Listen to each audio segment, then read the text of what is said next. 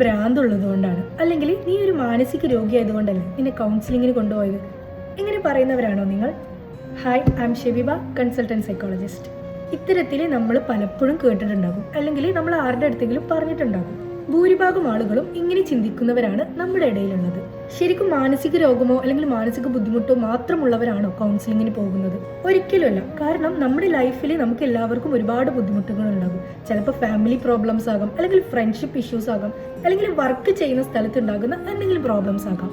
ഇത്തരം പ്രശ്നങ്ങളെല്ലാം ഒരു പരിധി വരെ നമ്മൾ സ്വയം സോൾവ് ചെയ്യാൻ വേണ്ടിയിട്ട് നോക്കും. പക്ഷെ ചില പ്രശ്നങ്ങളൊന്നും നമുക്ക് സ്വയം പരിഹരിക്കാനോ അല്ലെങ്കിൽ നമുക്ക് നമ്മളെ തന്നെ കൺട്രോൾ ചെയ്യാനോ പറ്റാത്ത ഒരവസ്ഥ വരാം. ഇത്തരം സാഹചര്യത്തിൽ ഏതൊരാൾക്കും ഒരു കൗൺസിലിങ്ങിന് പോകാവുന്നതാണ്.